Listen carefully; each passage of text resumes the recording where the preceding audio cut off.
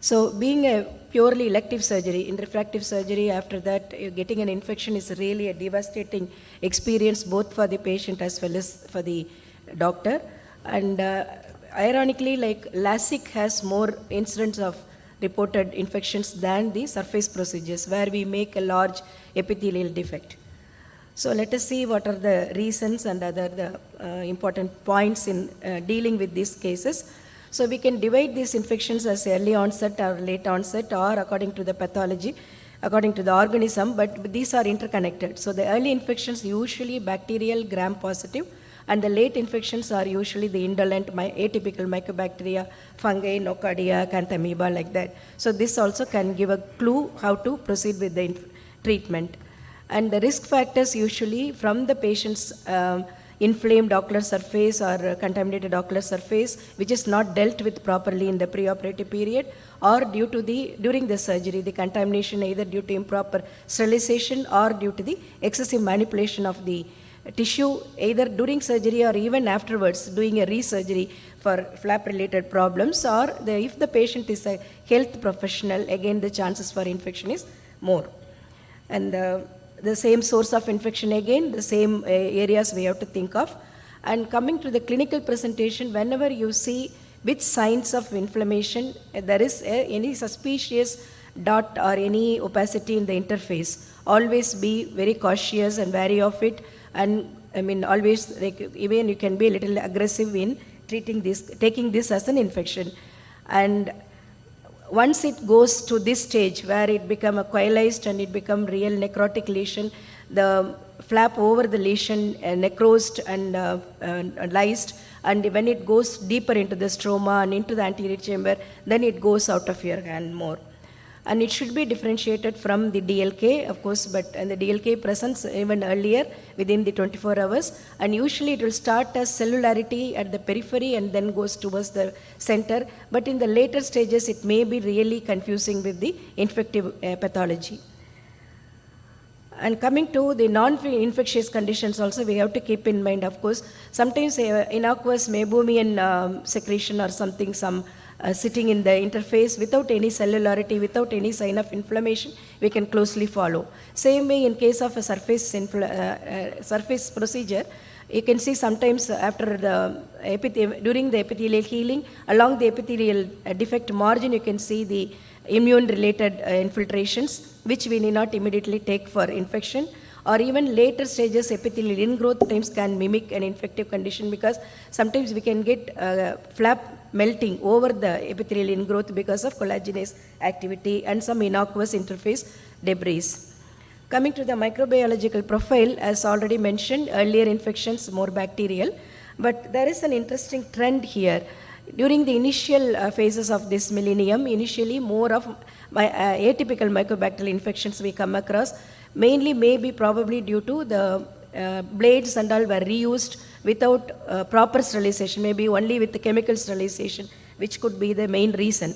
Later, it switched over to the streptococcal infections or bacterial infections, staph infections, and nowadays more and more MRSA are being reported, especially in health-related workers, especially the doctors and others.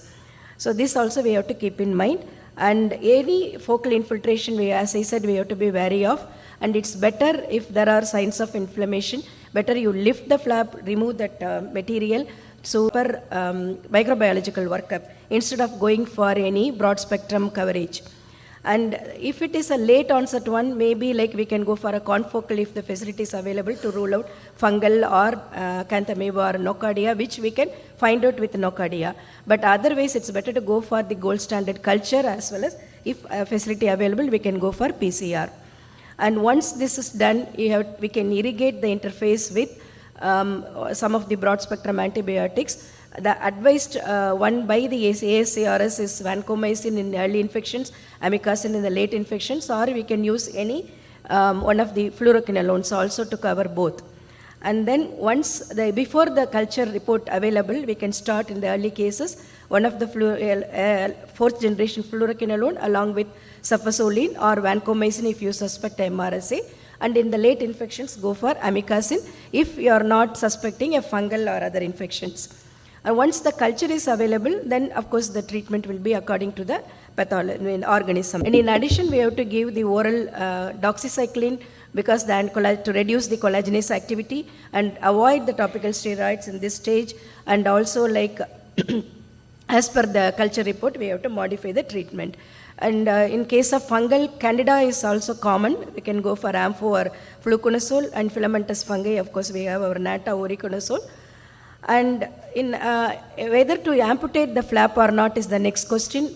Personally, I prefer to amputate the flap because that will reduce the load, that will give some material for you to culture as well as histopathological examination, and also like it will improve the penetration of the antibiotics.